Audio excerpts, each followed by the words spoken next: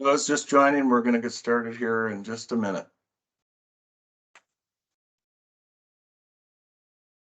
Okay, welcome everyone to another Tech Council virtual tech speaker series. Today we're all going to learn about what leaders can do to win and retain talent. I can't think of a more relevant issue right now facing almost all of our member companies. So we're going to hear from some great experts today on a panel, moderated panel.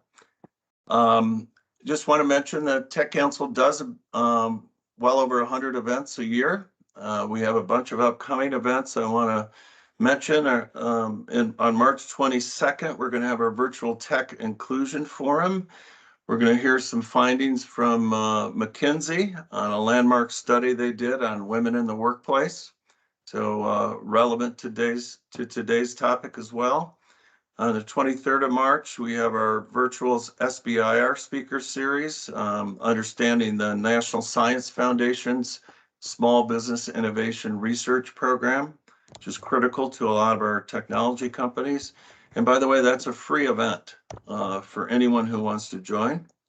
On March 24th, we have our Phoenix After 5 networking event. It's going to be at Botco IT. You may know that Rebecca Clyde recently won Venture Madness. So this is her company, and that's a free event for members. After that, we have our Optics Valley Technical Series. And on April 19th, another SBIR event focused on the USDA's SBIR program. On the 19th of April, this is one that's especially important to me. We're going to have another virtual tech speaker series on apprenticeships, building IT and cyber talent pipeline for Arizona companies. So a lot going on with apprenticeships. Both the Trump administration and the Biden administration have been investing heavily in apprenticeships. And it's just as relevant in the IT and cyber sector as it is in the more traditional area like manufacturing. On April 22nd, we have our 12th annual Tucson Golf Tournament. And then finally, our May 4th Tucson After 5, hosted by JTED, is on May 4th. Again, a free member event. So lots of upcoming events. You can find all of those at aztechcouncil.org. You can sign up for them online as well. So if I could ask everyone who hasn't already to put your audio on mute. If you have questions, either during the presentation or at the end, please put them in chat. Otherwise, you can also raise your hand using the raise your hand function, and the moderator will turn to you to ask a question directly of any of our speakers today.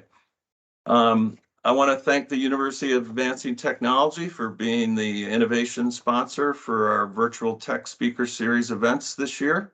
Thank you, David. And now I'd like to turn it over to Nick Roach with Paragon IT Professionals, and he's going to introduce our moderator. Thank you, Nick. All right. Everybody, I appreciate you being here today. Steve and the Tech Association, thank you for assisting with that. Everyone has probably heard about the Great Resignation. You've likely experienced losing top talent or even let some slip away in your hiring process as a leader, which is why I'm looking forward to seeing our panel of HR and tech experts weigh in on the topic, what can leaders do to win and retain top talent in a talent-driven market?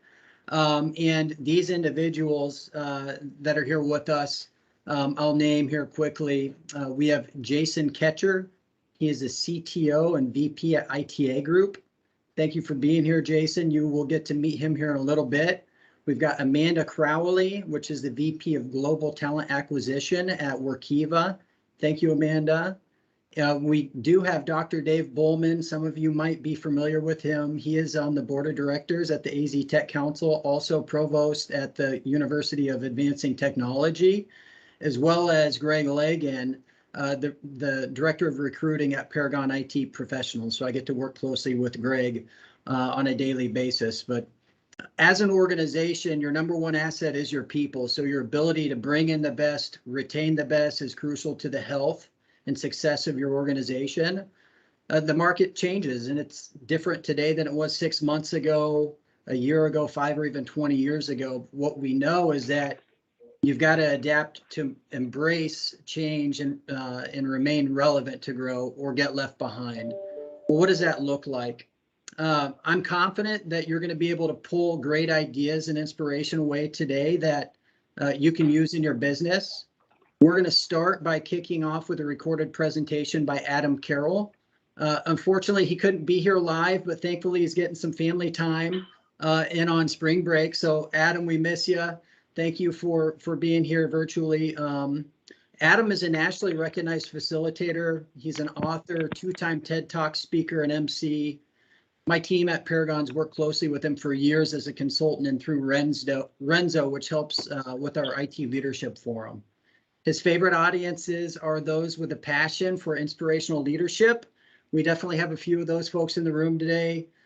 He's going to educate us a bit about the landscape and what you can do as a leader to address timely and relevant challenges that you're facing.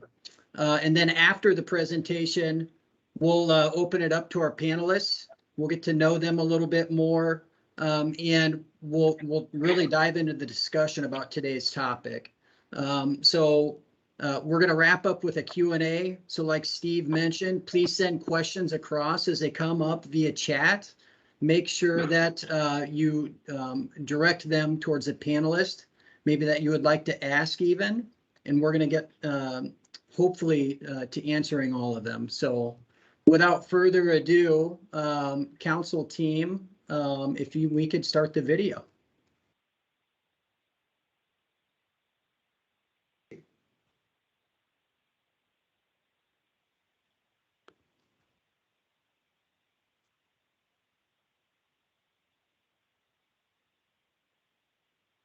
Hello, Arizona Tech Council. It's Adam Carroll here on behalf of Paragon IT Professionals. Thanks so much for having me here today to talk about how to keep great employees engaged. I want to go through 3 ways that you yourself as a leader can keep your team engaged in the work that they're doing. We're going to talk a little bit about coaching your team and why this is so important in today's environment. We'll talk about cultivating talent. Right from the word go, how do you cultivate the people that are on your team to make sure that they stay for a good long time and you retain them as quality employees?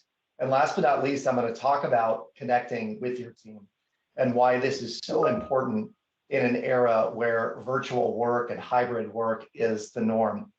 I'm going to talk you through this information today in a what, so what, and now what format. The way that looks is we'll talk about what is the environment in which you find yourselves today, some statistics and metrics around the working environment today. We'll talk about so what does that mean to your business, the direct line impact on the bottom line or top line. And then we'll talk through now what, and now what is, once you learn all these things, now what do you do with it? And I'm going to give you some very specific strategies that you can leverage to make sure you're tackling all 3 of these effectively. Without further ado, let's dive in. There was a Qualtrics study that was released in 2021 that basically said over 50% of leaders are seeking new jobs post-pandemic. That in itself may be no surprise to you.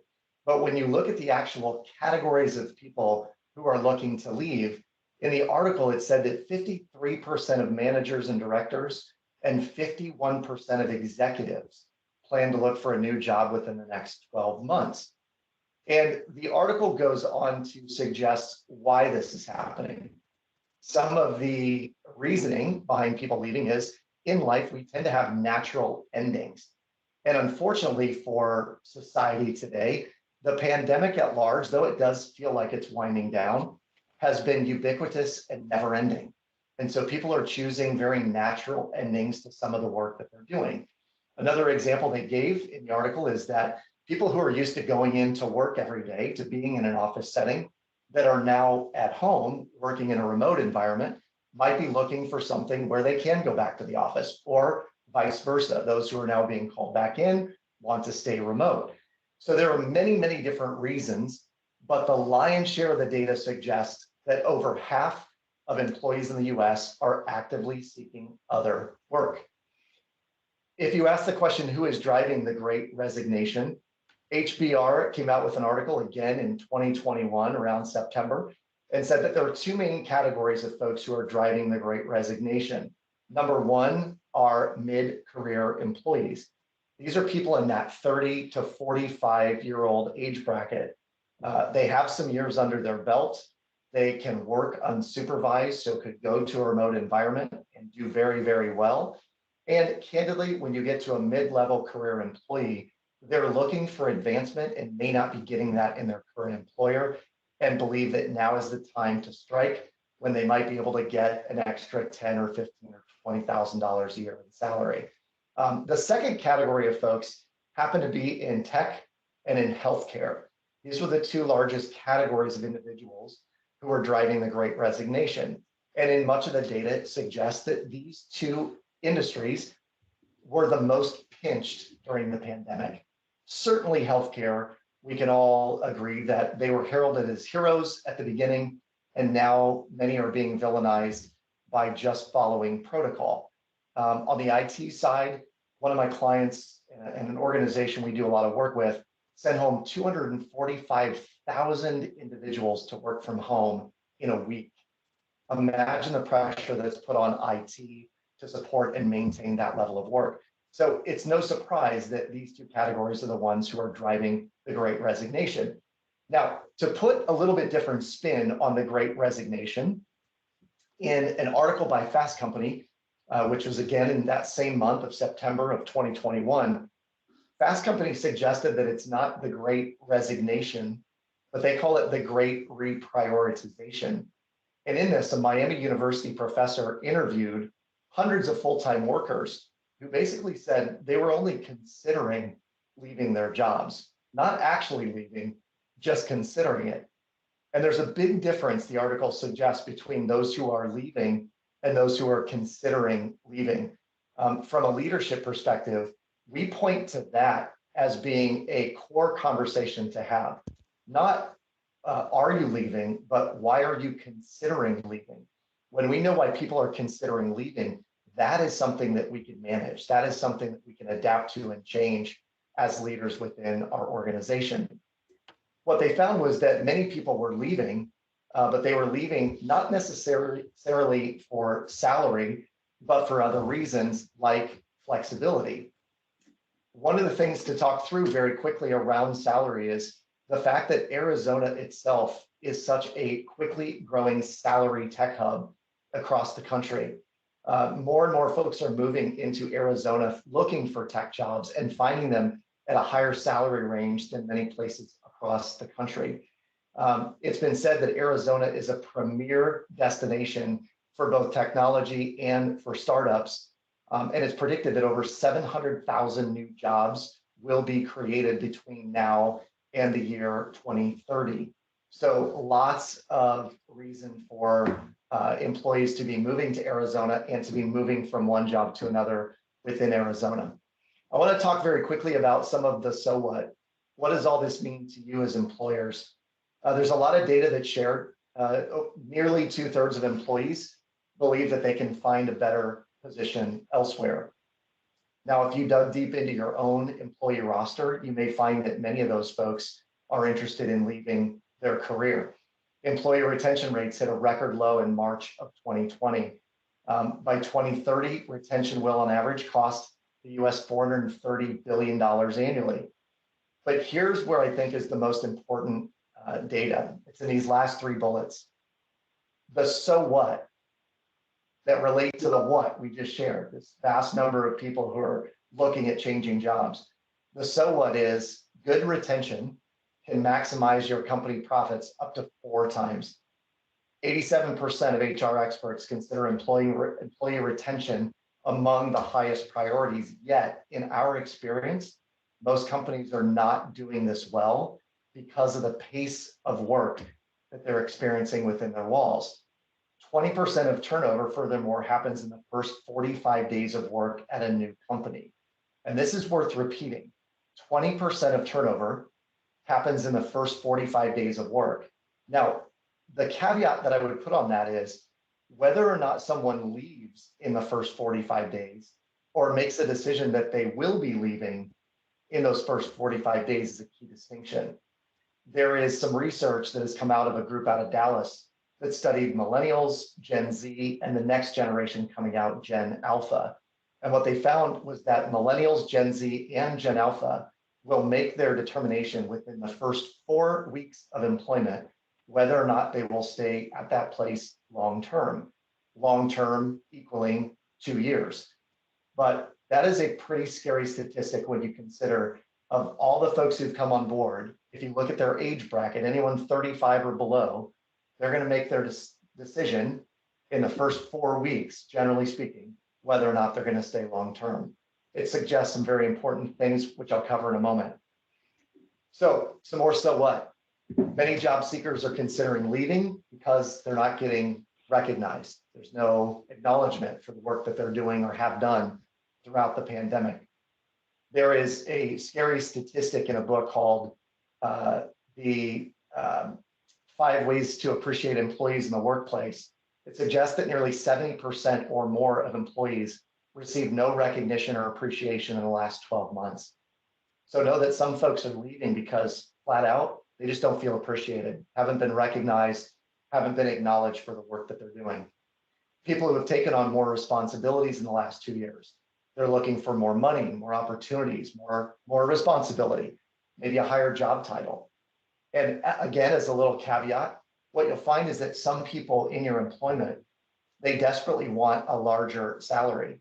Some people would settle for a better title. And that's a question that you can ask as a leader. If we were able to offer it to you, would you be interested in this title or would you need more money? And some will say, I'm good with a title, just give me a VP-ship or a director or manager. Or some people will say, I don't care what my title is, just pay me more money. It's important to know the distinction between both. Qualified candidates are declining jobs because they require them to be on site. We found that flexibility, I'm sure the panel will speak to this, but we found that flexibility is critical, that it's key for many of the folks today looking for jobs they want a more flexible work environment. And the companies that are running legacy systems, those employees are less interested in staying because of the fear of being left behind in their technological skills. An easy end run around that is to make sure that those folks who are working on legacy systems also get a chance to improve their skill sets in other areas. Gallup, the organization that is famous for its culture work, calls the challenge of attrition and involuntary turnover the $1 trillion coin. In this article, they suggest that businesses every year are losing up to $1 trillion due to voluntary turnover. And an interesting stat came out in the article that I want to compare to what's happened during the pandemic. The annual overall turnover rate in the US was 26.3% in 2017, according to the Bureau of Labor Statistics. But in 2021, and this was in June or July of last year, the number actually hit over 42%. Just a staggering amount of voluntary turnover happening within the workforce. And when you look at the average cost in this article, according to Gallup, 1.5 to 2 times the employee's annual salary is what it costs to replace someone. And that, they say, is a conservative estimate, which means that for an employee, a company that has 100 employees with an average salary of $50,000, the turnover itself could cost the organization somewhere between $660,000 and $2.6 million per year. But the most poignant part of the article was at the very bottom. It said 52% of voluntarily exiting employees said their manager or the organization could have done something to prevent them from leaving their jobs. Now, this gets to the heart of what we're talking about today. And I'm going to go into some of the now what and how do we actually leverage this information within our organization. Know this, there are many, many groups that we work with where someone will leave and they'll say, we were completely blindsided by it. Yet if there is open and thorough communication between leader and direct report, and there's trust and respect and rapport, that employee should be willing to say, listen, I'm not satisfied with X, Y, and Z, and I would like to see that change. And a leader could say, tell me what your expectations are, and I'll tell you if those are realistic. So let's talk about how we have those very candid, what we might call radical candor conversations, where an employee and a leader can be super honest with one another. When we talk about the now what, we've talked through what and so what. Let's talk about now what. The first step in this is coaching your team. Coaching your team looks like two different things. It looks like engagement, making sure that your team members are engaged in the work that they're doing, they're engaged in the department, they're engaged in the organization's mission and vision. And then we'll talk about goal and vision setting, because engagement at its very core means that people are dialed in and aligned with whatever their work is, and that it's purposeful for the organization and maybe for the world at large in some cases. Let's talk engagement first. We like to break up engagement into quadrants. And the quadrants we use are the stress on the x-axis and touch on the y-axis. And touch is just another word for being connected to your team, meaning, are you doing one-on-ones? Are you doing huddles? Are there coaching opportunities? So when you break down these quadrants, what we find is that in a low stress, low touch environment, which would have been pre-pandemic, in an office that maybe was very routine and ritualistic, you have this very boring, disinterested culture. An organization that is low stress but high touch, you have a casual, very comfortable culture. And I want you to think like an insurance office where everyone knows their role, but they do a lot of happy hours together and they are invited to each other's birthday parties. Down in the lower right-hand quadrant, in a low touch, high stress environment, what you'll have is a stressed, maxed out culture. And I'm willing to guess that many of the folks listening today probably had this experience. Your organization lived in this quadrant. Low touch, high stress. People were stressed out, maxed out, not connected to the vision of the organization or the department. What we need to do to move to the upper right quadrant, or maybe that way, when you're looking at me, is we need to be both high stress, but also high touch. And I fully understand the challenge as a leader to get to this point. The biggest challenge is that to be high touch, it requires a little bit of time with your team. And so one of the things you have to do is be very intentional about the amount of time that you're spending in important and urgent tasks versus spending time with your team, making sure they're clear and aligned on what needs to happen. But our goal, make no mistake, is to be headed to the upper right quadrant, a growing, thriving culture. Because what happens when our culture is growing and thriving is the bench deepens. The folks who are just getting started are being mentored and guided by those who are higher up in the organization that feel very attached to the mission and the vision and the values of the group itself. How do we do this? It's all about goals and vision setting. And you'll hear me talk a lot about clarity and alignment. And we add to that purpose as one of the metrics. But when you have one-on-ones with your team, the language I'd like you to use, or maybe I encourage you to use, is language around clarity and alignment. And clarity and alignment looks like two different buckets. Number one is individual clarity. Individual clarity might be a discussion around what focus areas do you personally have? What are your rocks? What are you really working on? What are your areas of focus? You need to ask your team individually, what kind of experiences do you desire? Do you want to travel to conferences? Do you want online training? Do you want to be a leader in this setting? Do you want to work on other projects, or do you want to have a hackathon? Would that be an experience that you desire? Tell me what it is you want to achieve and experience, and let me see if I can help you get there within the walls of this organization. You might ask them, how do they want to grow? What is their contribution to the department, to the community at large, and how can you help support them in that? And last but not least, and this is the big one, it is purpose. What is the purpose that you bring to work every day? And it may sound trite, and I'm sure it's been used, but there's a great TED Talk by Simon Sinek called Why Start with Why. And if your team knows their why, if they know why they show up every day, and you know as a leader their why, you can help guide them to work that is purpose-filled work that helps them achieve what it is they want to achieve on a daily basis. Individual clarity is super important, but ranking right up there is organizational and departmental clarity. When we interview folks who are leaving a company or have just left a company, we'll do exit interviews from time to time and find out, was it cultural or was there a leadership gap? And what we find 7 times out of 10 is an employee will say, I just didn't feel like I was aligned with where the organization was going, or I had no idea where our department fit in to the overall organization. This speaks directly to direction and goals for the department as it relates to the organization. We add in this bucket expectations. In a recent Paragon IT Leadership Forum, we had a discussion about, does your department have its own values? Does it have its own goals? Does the department itself know those inherently? Sure, the company has its mission statement and its values up on the wall. One of my clients has 8 to great up on the wall in their break room. Not one person in the organization could list all 8. So in your group, in your department, are there 3 values that you could live by that everyone would know and everyone could speak to? This is about expectations. Furthermore, it's, what do you expect of me? What do I expect of you? What does the team expect of each other? Get really clear and aligned on that, and your team will bond over those kinds of discussions.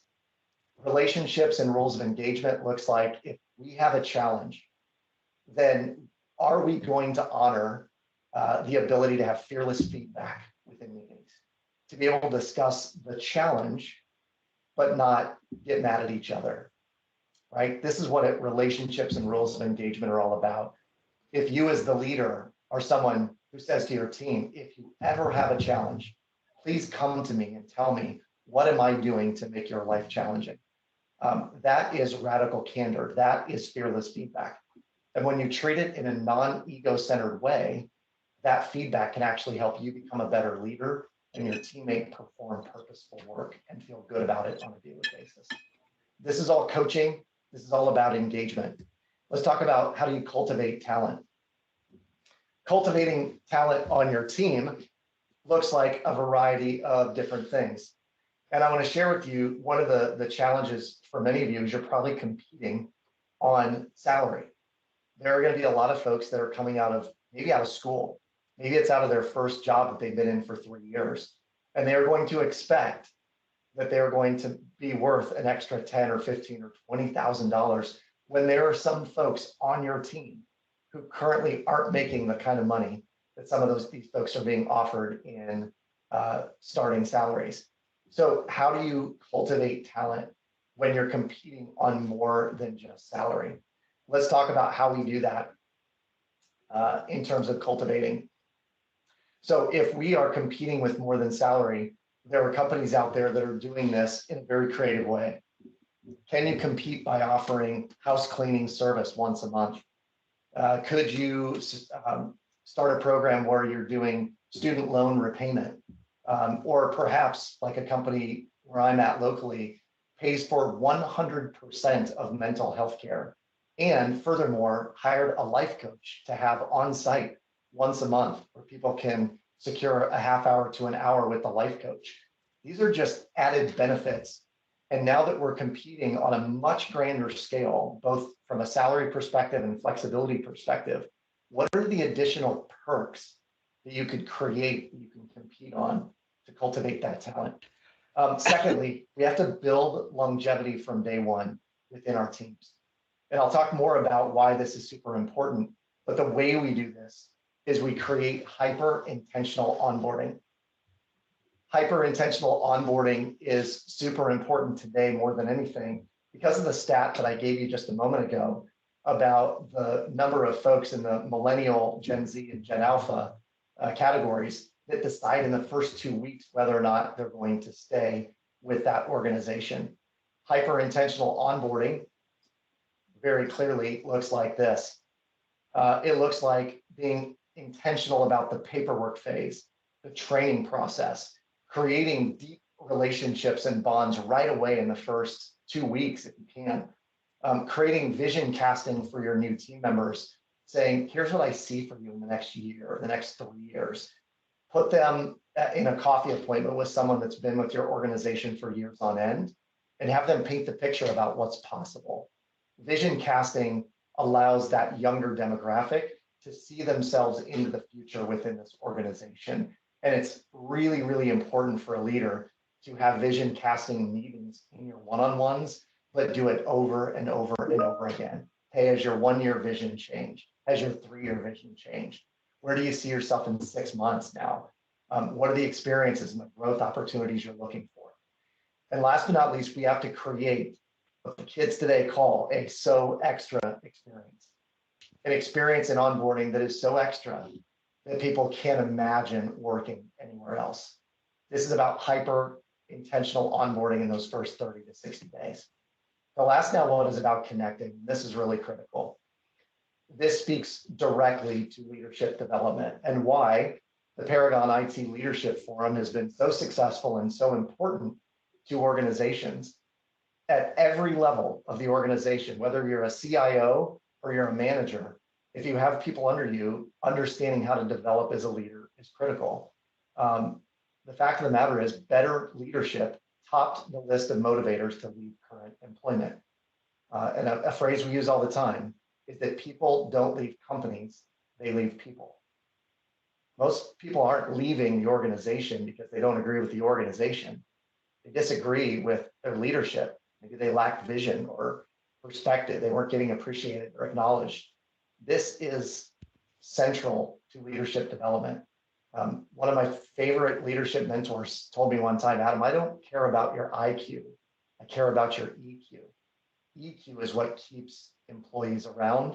And I will say to all of you that if you're in a hybrid environment, your EQ has to get ratcheted up a few notches, because that level of connection most people need, but may not realize they need.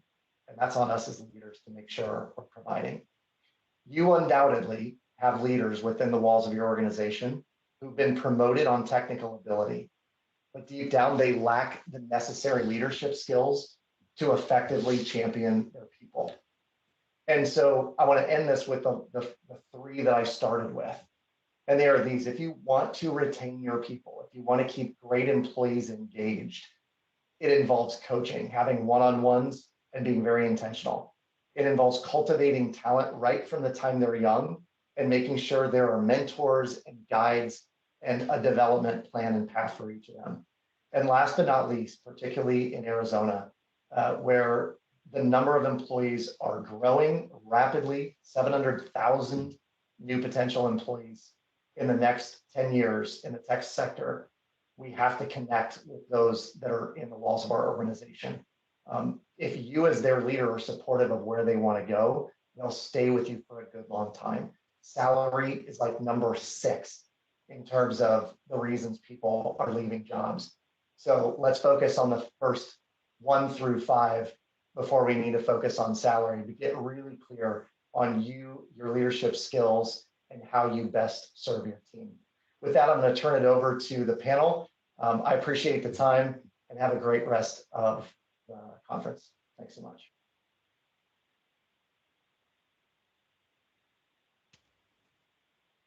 All right. Boy, that was some great information from Adam. It's no doubt, Arizona continues to prosper and attract new talent, but location and relocation, aren't the only things that do that. We are seeing opportunity continue to grow, and but interesting statistics, some great recommendations, from Adam, and I'm excited to jump in and continue the conversation with our panelists. So I know I mentioned individuals earlier, but I'd like to go around the room real quick so they can shed some light on kind of their organization, environment, teams, and really what they're tasked with on a daily basis. So let's go ahead and get this started with Dr. Dave Bowman. There you go. Hi, I'm Dave Bowman, and I'm in the post-secondary space, and so basically we're tasked with building the workforce. I mean, like most of our graduates are looking to go work in the tech space, and we're hoping they work in the Arizona tech space, frankly.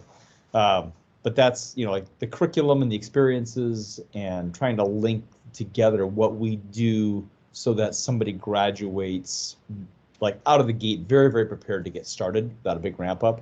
That's a lot of what we spend our time doing. All right, uplifting the future workforce. Thank you, Doctor. We'll move over here to Jason Ketcher. Yeah, it's Jason Ketcher. I'm the CIO for ITA Group. We are an employee and incentive recognition engagement company.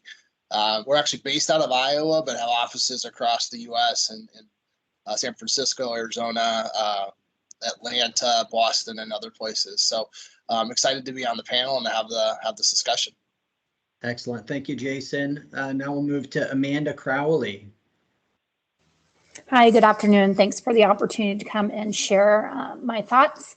My responsibility is head of talent acquisition at Workiva. We're a technology employer that helps really in the fintech space. We are global, but have a presence in Scottsdale and other tech hubs across the United States, and have the unique challenge of leading talent attraction strategy during a really hyper growth opportunity. So really excited to share some of my lessons learned with this group today. Excellent. Thank you, Amanda. And Greg Legas. Yeah, thanks for the opportunity. So I've been at Paragon here for 7 years. We're a staff aug organization really focused around delivering fulfillment of talent for various clients. So recruiting technology throughout all facets of the STLC. So excited to be here. Excellent. So we've got some maybe differing perspectives and, folks that serve in different capacities. So I'm excited to get started. And,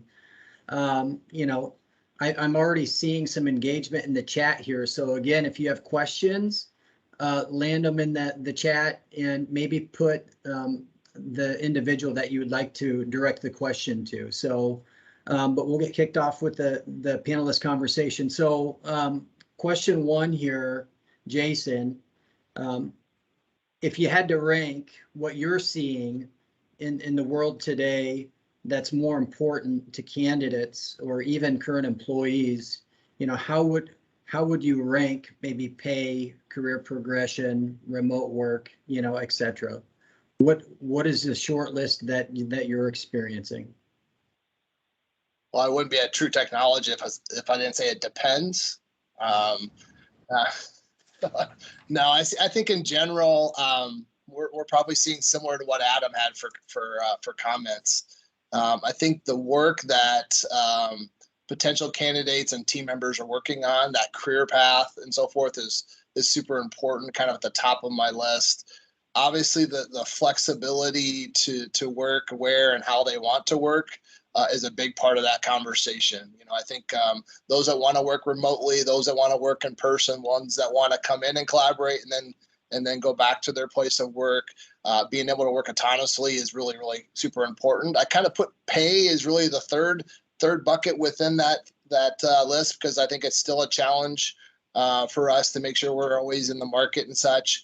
And then I add culture to the list. I think the environment, the culture you create, whether that's a culture of recognition, how your leadership really presents themselves, how they support team members, that really goes a long ways for team members that are there, as well as candidates that want to come into play. And I think it really elevates itself when you start to see existing team members referring, if you will, others that they want to come have work with them and such. And so I kind of put it in that order: career progression, obviously the flexibility to work where you want to work best, pay, and then culture. Excellent. Yeah, I definitely think, those would be top things. Does anybody have any others that they might add to the list or bring further up top? Let me see if I've got any hands up here. Oh, Greg? Yeah. Well, let me lower this sucker 1 second here. So what I would say too is I think Adam absolutely nailed it. So mental health is really top of mind. People are now no longer living to work. they're working to live. So being able to work from the comforts of your own home, according to the schedule that you've set or your boss has set for you, wherever that may be in the country, is definitely a huge piece to the puzzle. I've got pay as number 2 because, you know, fair compensation, that's definitely huge talking points, especially for the skill sets that are high in demand. So AWS, serverless, Azure, .NET, data. So I was actually reading last month that Amazon raised their max base salary from $165,000 up to $350,000 simply to just recruit and retain top talent. So I will say that one thing that would be really important to remember is that we're in the people business, and while we can rank these things as leaders and as organizations, every person on your team and people that you recruit into your organization are going to prioritize these things differently. So what I would recommend for all you staffing professionals out there is really integrate this prioritization question probably into your screening. So that way you can make sure that employees' skill sets align kind of with your mission, like Adam was talking about. Address it early on. I like it, Greg. You know, mental health. People do feel a little bit separated in today's virtual world for sure. And Amanda, let's go to you. Well, I agree a lot with the sentiment that's already been shared, and I think Greg added where I was going to go is it's so important to identify early in the conversation for each candidate you're engaging with what's priority for them. While we may think in order of 1, 2, 3, etc., that may shift based on where they are in their career, based upon experience they've had. For me at Workiva, what we're seeing is sort of culture leads the way. Yeah. Culture is so critical to our company, and it's how we differentiate ourselves from some of the biggest tech employers in the space that we're competing with. And then, you know, work where you work best is really the theme. So it's that hybrid capability, you know, to allow that employee the flexibility and the autonomy and the trust to work where, you know, where work best for them and that flexibility.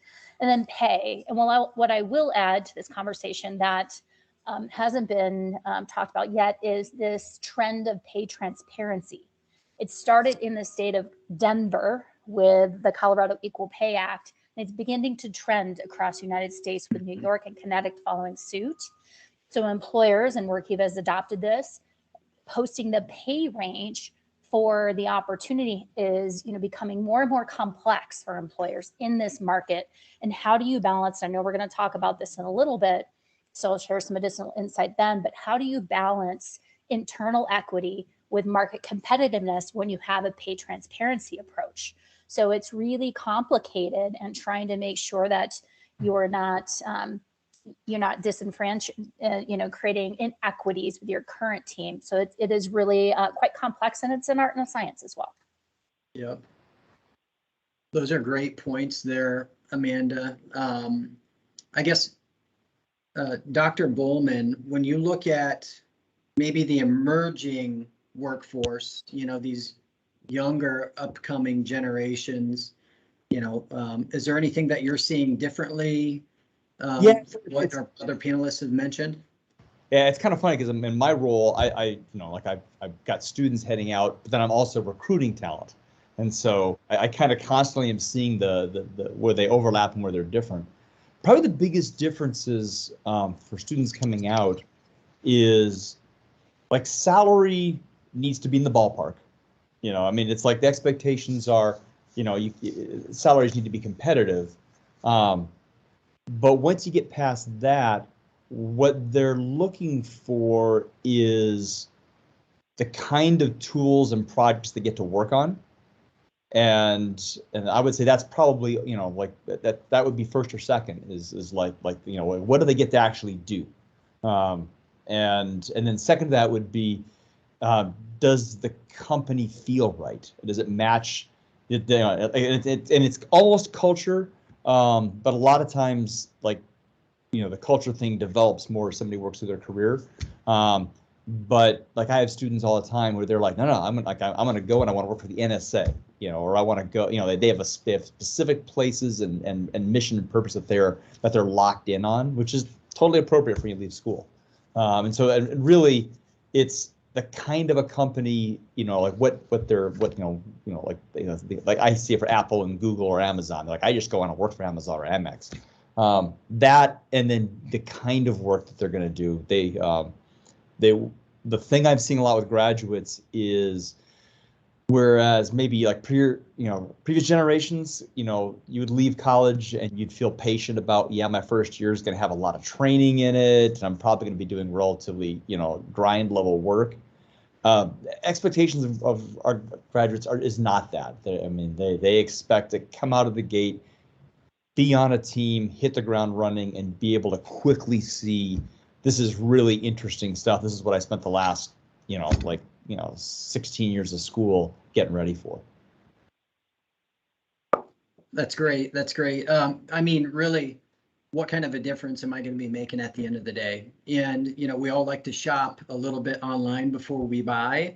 And I think, Amanda, that kind of goes along a little bit with advertising pay rate ranges and salaries is a little bit helpful. So money was a common theme there. I also really, flexibility was a big one. Culture, I guess flexibility in itself, I'm just going to open this up for the whole floor, is what gets in the way of really allowing that? If you've got leaders that are hesitant to really get to that point, but you've got a workforce that's asking for, what do you think would be some reasons? And, maybe we have some folks listening right now that just, I need to see my team to know that they're being collaborative enough and things are getting done. What would you say? Let's do Amanda. Trust. Trust is the number one obstacle or feedback when I talk to leaders and they're hesitant to hire remotely or to support a team working remotely. It's trust, and a little, traditional, needing to see that individual to know that they're performing. I think it's a really dated approach, and really will not allow talent to thrive, won't allow talent attraction or talent retention long term. I think we need to figure these things out. And we all have choices, right? I'm lucky to lead talent acquisition at a company who has a well-developed trust. So it hasn't been a huge obstacle for us. However, there are some roles that are customer facing, and those are challenging because those roles do require you to be on site the majority of the time. And as we, flex in the environment, and there's days that we'll talk about mental health here in a little bit. There's things that we do from the majority of the business that's hard to do for those customer facing roles. So how do we address that? But more specifically, when you ask the questions, I find it comes down to trust, and there's some mechanism broken or some experience that leader had perhaps earlier in their career that built this understanding or fractured that trust. Yeah, I love that. What about consistency? And it's important to maybe create some level of consistency across an organization so people know what to expect or what's available to them. Maybe, Jason, in a hybrid type of environment, how do you approach that? I know ITA Group, they've maybe adopted a hybrid where something might work better for other individuals. Being a leader is, how do you really identify what works?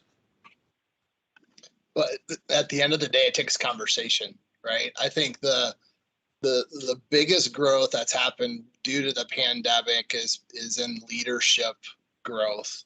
Amanda talked about trust. I actually think it's a leadership maturity and their ability to build and develop those relationships to really understand every single person on their team. And so Adam talked a little bit about it, right? It's in those one-on-ones, it's in those conversations, understanding what's important to those individuals.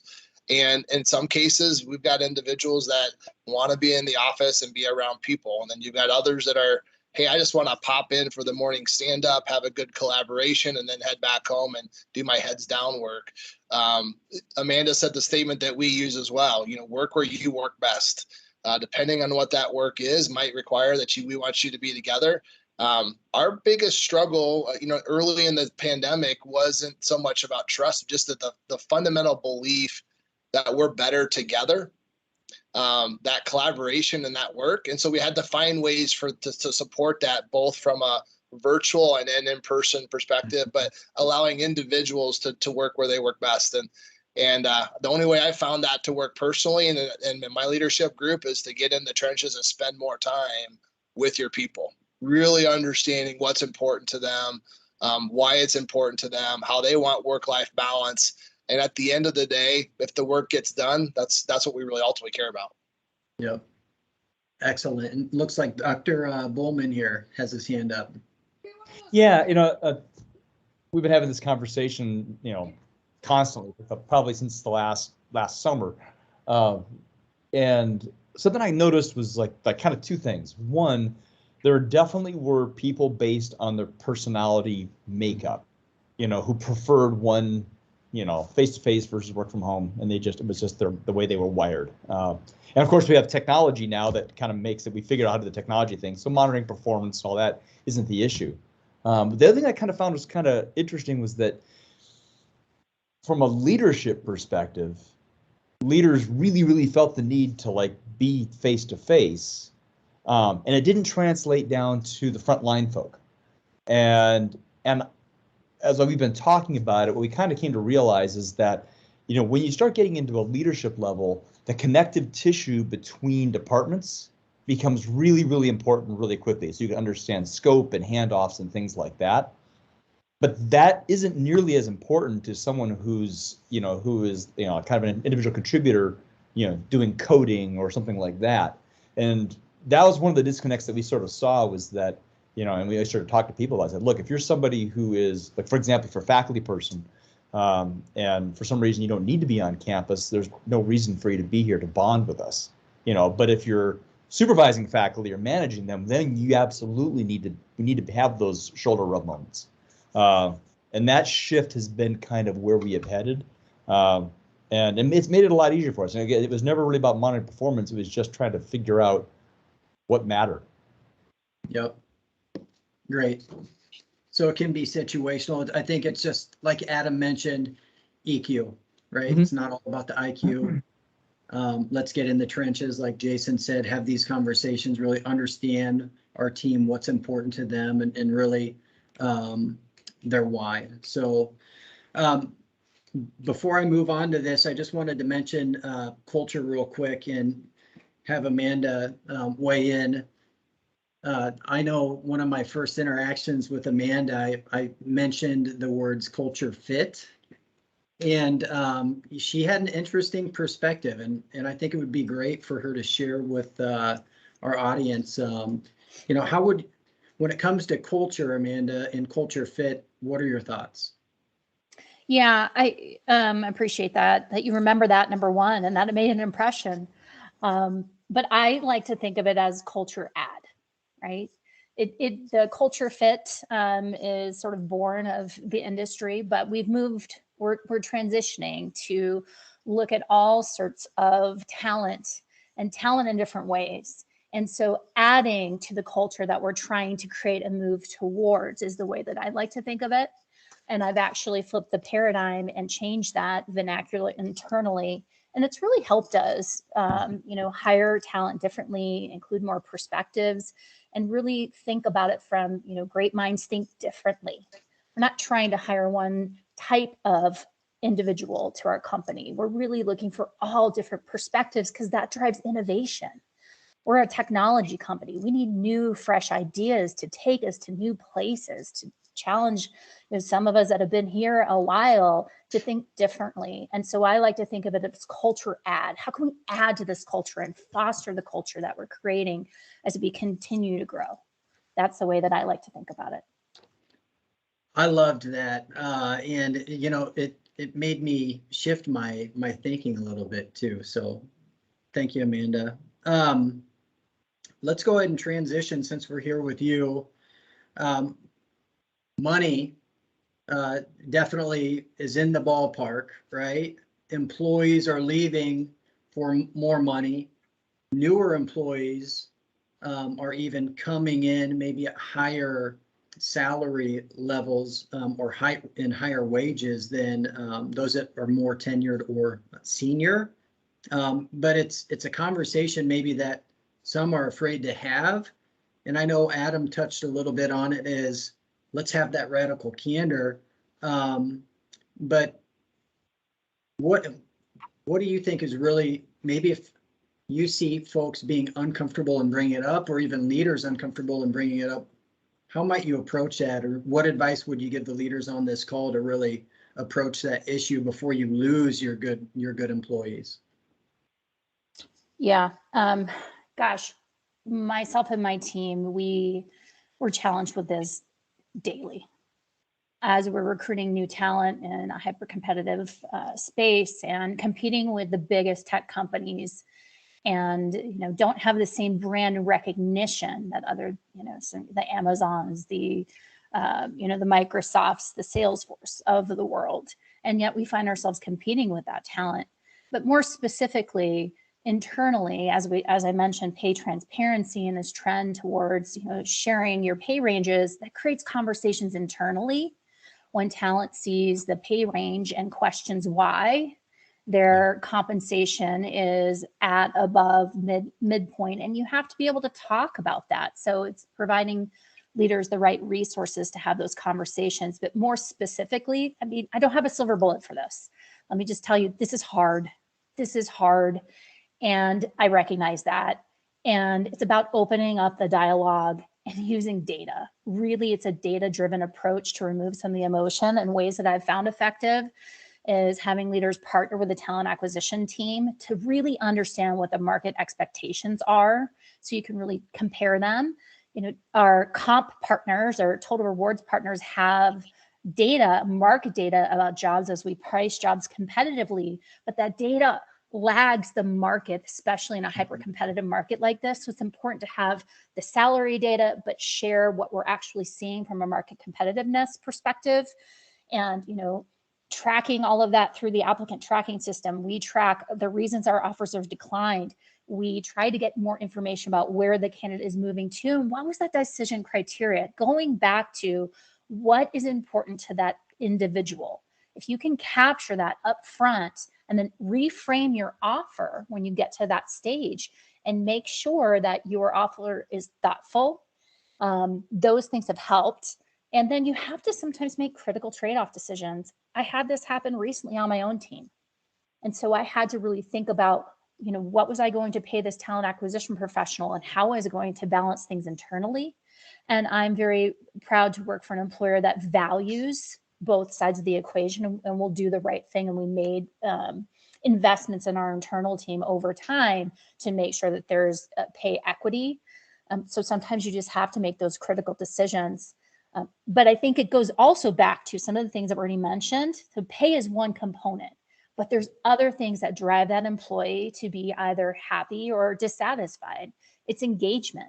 It's really knowing and understanding what motivates your team, having a pulse check. It's using your EQ to recognize when a message in a meeting landed, when you just see somebody sit back in a meeting. There's so many things that you can pick up on a leader, and you really have to flex and use your intuition and recognize when there's a stay conversation that's needed. That's another tactic that I use.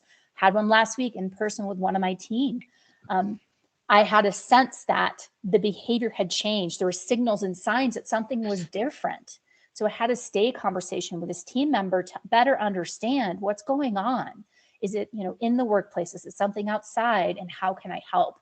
So really, it's courageous conversations, crucial conversations, not being shy of them, and then harmonizing that, using data to create valuable insights, positioning that up, sharing with leadership, sharing the risk. And I share it from a perspective of this is going to impact our hiring goals, our ability to recruit top talent. So framing all of that up are ways that I've, helped my company and helped my team be more successful in balancing those two things. Excellent. So really, I think being fearless, and approaching it and giving them permission to come to you with any challenges. I think, Adam mentioned earlier as well. So any other comments on that from our panel before I move? Oh, Jason, here we go. But I think the key to that is something Amanda led to, which is being truly proactive to those conversations, right? If you have the relationship with the team members, you're seeing the change in the behavior, or they have questions.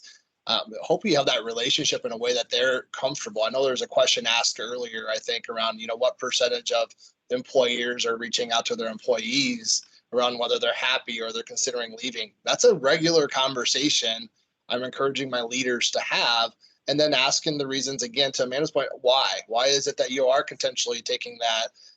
And then frankly, having real conversations with our leadership group around what it's going to take to retain our good talent. It's really hard replacing talent, right? Especially really good talent. And so I will go to bat every day of the week for those individuals that just simply have a conversation and want to have it. Now, I won't keep people from, and there's some cases I'm going to lose, right?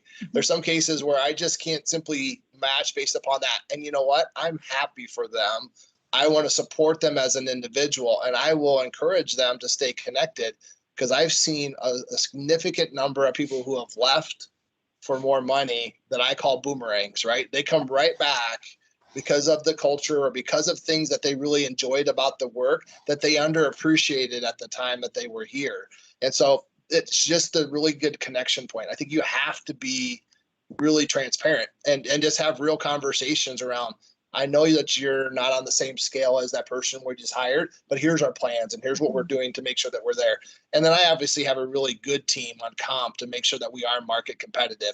It is lagging, to Amanda's point, but we're having real conversations around how we make sure that we're ahead of it during our normal process. Yep. Even if they do leave, Jason, I mean, the fact that you made it a point to listen to them and really try to understand what was important. I mean, that's a lasting impression. And, they remember that, which is maybe why you've got this boomerang effect, at times. So, Greg, any other comments? We've mentioned a lot here, but about when you can't compete on pay, what can you compete with? Yeah, no, that's a great question. Well, excuse me, I'd say here at Paragon, we've actually got the privilege of working with over 60 organizations across multiple markets. And kind of what we've done, again, addressing the elephant in the room, money is a massive factor, and that is a reason why people do change jobs. I will say it's not everything, but money does help. I mean, let's call a spade here. So again, people are really evaluating how jobs are fitting into their lives versus what was happening pre-pandemic. So flexibility is huge, and it's a big piece of the puzzle right now. So we have to basically take the fact that this is not a one-size-fits-all approach. So flexibility has got to be customized. Everybody on your team has got to have a different plan.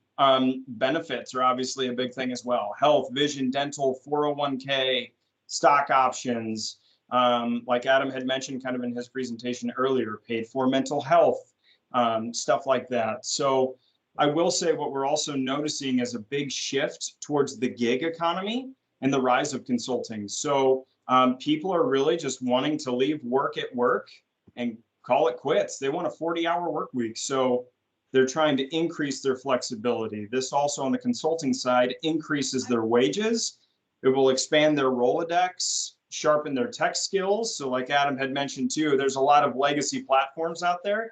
They don't want to get left behind. And this allows them to pop the hood and really experience multiple environments, different leaders, different workflows, et cetera. So we are noticing too that clients that are not loosening up their flexibility and selling or talking about the other things outside of financials, they're starting to get left behind from a talent standpoint. Thank you, Greg. Dr. Bowman. Yeah, something we're a college, and so one of the things we've always grappled with is, at college professor pay, how can you, it's like how can you compete in IT and programming and things like that. And something that we've found very successful has actually been finding people who have they've got lifestyle situations that we can we go out of the way to accommodate.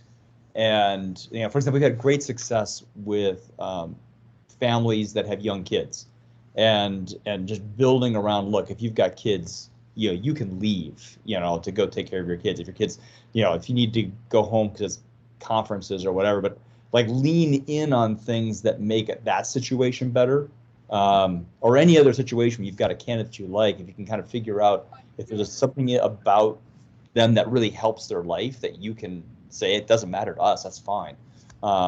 That's been a big piece of our retention for years. And the other side of it that I would say, and this is like from a student perspective and just with us, culture got mentioned. I just kind of want to echo like culture gets talked about a lot now because it's kind of a it's kind of out there in the conversation. But I will say is if you have a really, really distinctive culture, not just you're following the tick list and you got the things on the wall and stuff like that, but it's like, no, really, we're this, and we all know what this is, and there are people who are like us and there are people who aren't like us, and you make that very evident during the recruiting process. And what you can tend to draw in as a strategy is draw on the people who go, yeah, like I work for them because I really am at a personality DNA, like they are like me. And that's been, like when we do our recruiting process is actually kind of lengthy. It's almost it feels as long as our recruiting process for our students sometimes. And the whole intent of it is like our first line, people from organizational development, they interview purely based on culture and fit and nature and things like that. And it's all an examination of like, is this, like, do you, this is what we're like, do you want to be a part of this? Like for example, for us, if you had to describe our institution, we're like that Reese's peanut butter cup of like higher education, like the good parts, the learning and the mentoring, but tech startup. And we have a very tech startup culture. And so like when we early on in our OD meetings with people, we say, look, if you're coming from a school setting and you like thick procedure manuals and clearly defined rules and things like that, you won't find them here. This is not the place for you to work. And we spend as much time talking about, who shouldn't be working for us. And because it's for us, it's a case of you don't match up with the tech startup approach we take to what we do. And that's been really helpful because it's, like, again, it goes back to you don't have people bouncing out in the first 40 days as much. And you tend to get people going, oh my gosh, this is exactly what I was looking for. And then people will say, no, that's not my deal. And Yeah. so. Yeah, 20% of people leaving within their first 45 days, that's scary. I mean, that's a scary stat. And if you can almost try before you buy, being transparent, maybe give them a walkthrough, expand the number of folks that they meet with, or let them participate through a shadow or something. I've seen that be helpful too. Amanda. I just wanted to share that something Dr. Bowman shared really resonated with me, and that is about sort of establishing what's called an EVP, your employment value proposition. What do you stand for? Who are you as an organization and a culture? Share it, be transparent, and that will attract the right talent and will repel the type of talent that is not interested. And be transparent, know who you are up front, and share that proudly, because that will really help you, in this competitive landscape. It just really resonated with me, and I wanted to +1 that. EVP, if you didn't write it down. EVP. That's great. Thank you, Amanda. Jason.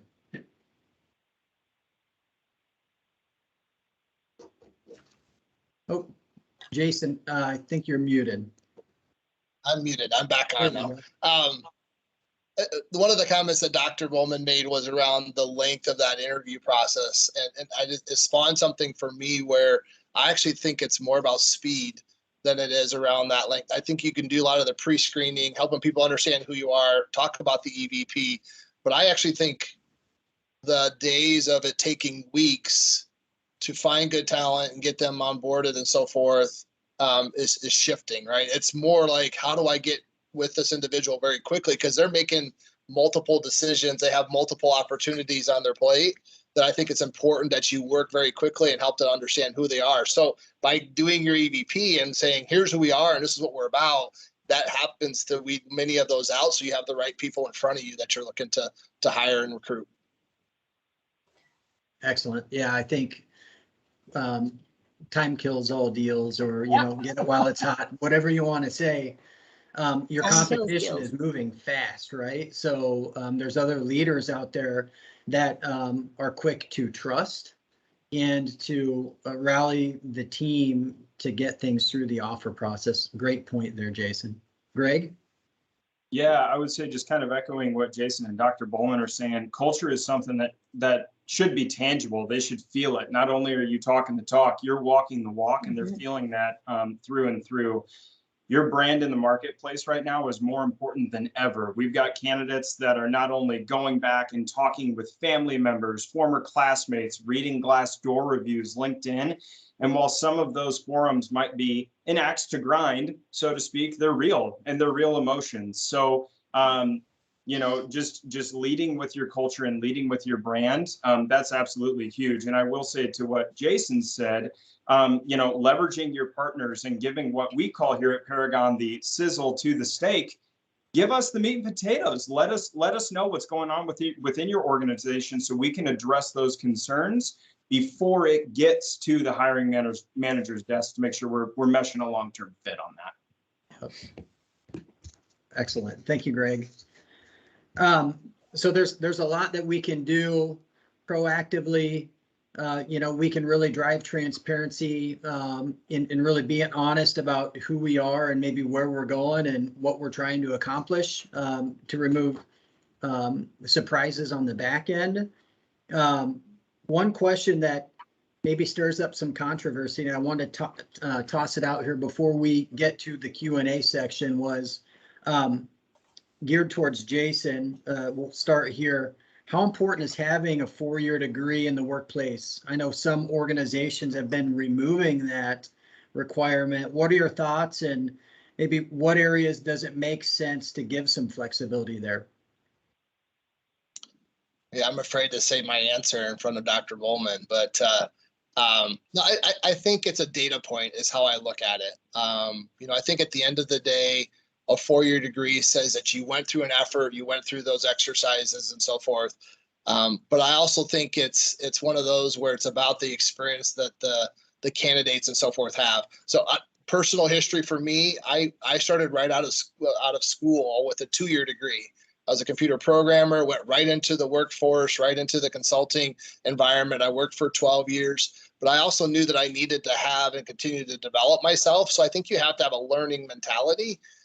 So I finished my BA, I finished my master's, I did those things because I knew I wanted to continue to develop and grow, but it wasn't a requirement for me to start. I was probably the most eager learning individual coming out of school with just a 2-year degree because I wanted to get hands-on and get dirty. You know, that's just me, right? That's not everybody, but I don't think it's the hard, fast requirement we've seen in the past. Again, it depends. Do I need to have somebody who's a developer that has a 4-year MIS degree? No, there's a lot of people that are now teaching themselves how to develop and having real experiences and having opportunities through nonprofits and other places to hone those skills that I would love to have a part of the team. And so I think it's just different. I think it's a different journey for each person and how they want to best learn. I tended to want to learn on the fly, and I'm glad somebody took a risk on me back in the mid 90s, which was never heard of, right? You really had to have a degree. I think it's changed. I think we want people with experience that have passion, that want to live and learn as they grow.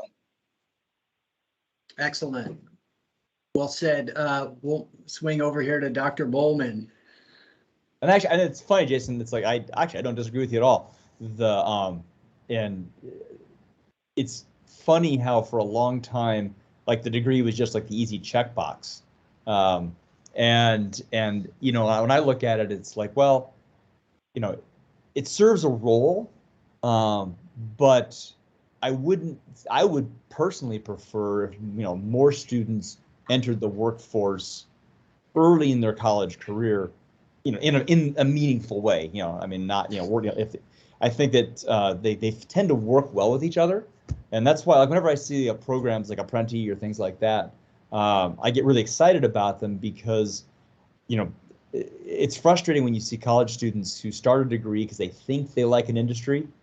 And in this, when you're talking the more traditional 18 to 22-year-olds, they think they want to know an industry. They invest, you know, semesters into studying in that area, but they don't really know the industry.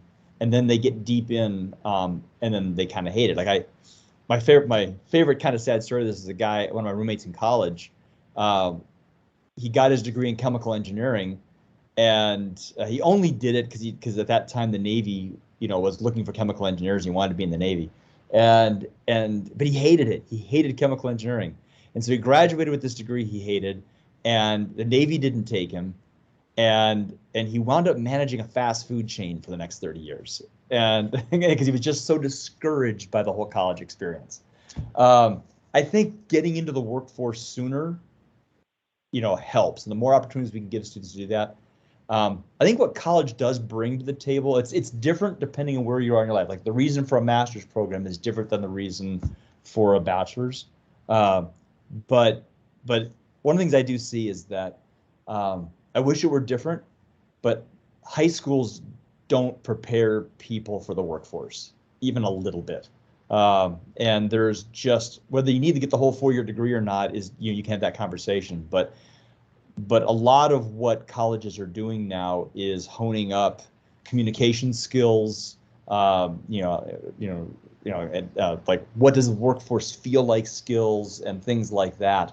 And in fact, actually, whenever I have advisory board meetings from industry, they never talk to me about the tech skills for my grads. They just assume we've got that covered.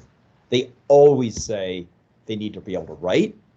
They need to be able to communicate in a written form, you know, in a verbal form as well. They need to do a team stand-up and not take it personally, and not, you know, like how to communicate that way. And it's all team listening, writing, speaking. And I think that's, you know, beyond a finishing program kind of thing. I think college adds a lot to that. Thank you, Doctor. Greg. Yeah, and kind of echoing what Dr. Bowman had just said, I think, you know, here at Paragon, we also preach a lot of creativity, and we have to remember that a career path is not necessarily linear. It's almost a little bit of a crooked stick. You're kind of finding your way as you go. So folks that come from, you know, a more traditional background, it's great. They've got those excellent critical thinking skills, like Jason had said, but also, you know, the non-traditional route or outside of that 4-year degree, oftentimes there's more creativity. There's definite drive within that because they know, you know, they're at least 4 years behind folks. So some things that we do here at Paragon to assess the skill level of folks that do not have that 4-year degree, we can pair them with the senior level tech talent for technical screens. We've got skill exams and assessments just to make sure that their real world project experience is applicable and they can actually exemplify how they're utilizing those skills. But I would say, just most importantly, in a world that is a candidate driven market right now, it's just really important to maybe not necessarily remove obstacles that we're putting in place, but maybe find a way around them just so we can, you know, keep the talent pool alive. Thank you, Greg. And we'll take another comment here from Jason.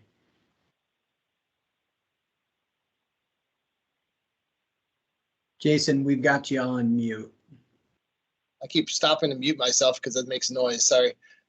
Greg, you talked about an important thing there with mentorship, right? I think pairing somebody is coming out of school, no matter if they got a 2-year or 4-year degree or they're new to the organization, that was part of what I think helped develop my career. There's a gentleman by the name of Bob Russellman that was my first mentor out of college.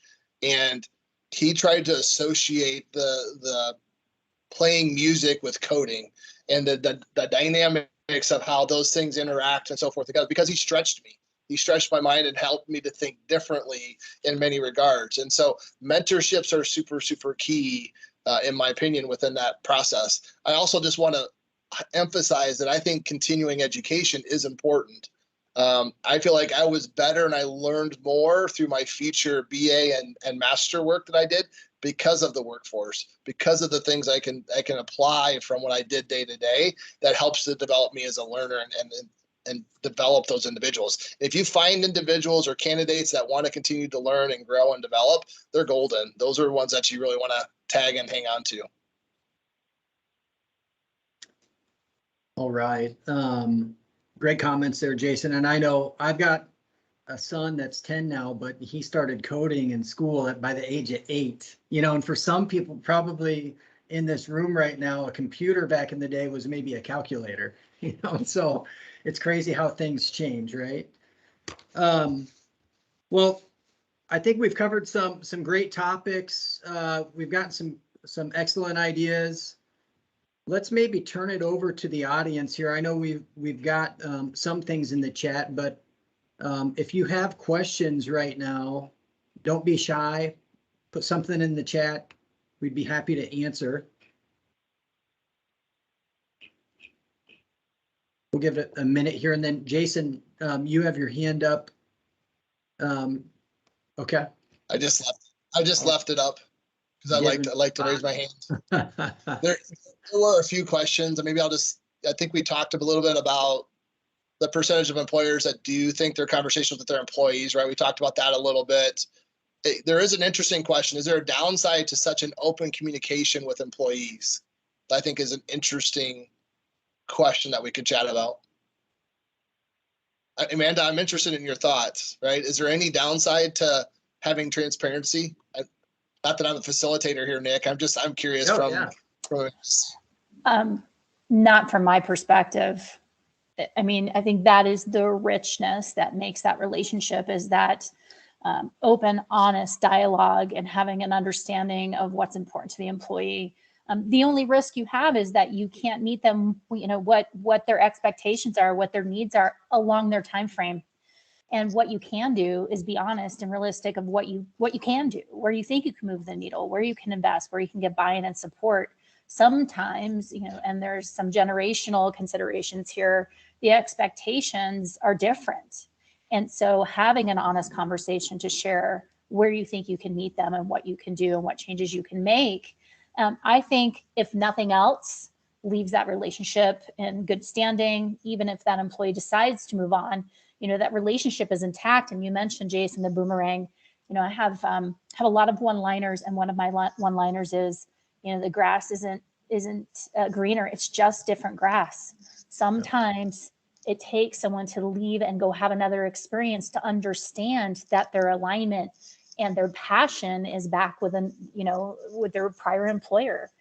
So sometimes those experiences are rich. I don't see a backside other than, establishing that there may be some misalignment and being honest about what that might look like. Yep. And how you approach it is super important, because when you let them know is, hey, I want to talk about this and have this candor with you, but it's coming from a place where it's because I care and I want to understand, right? So I think that key is important. 100%. Everything has to have, your conversation has to have an empathetic tone, and it has to be honest and authentic. And that's how you have a crucial conversation that's meaningful, is striking on all those sort of chords. Yep. Round of applause from Jason on that one. Great job. Okay. Any questions maybe that our panelists have for each other? We've got, I think 5 or actually maybe 2 more minutes, and then I'm going to give the floor up to Dr. Bullman to close.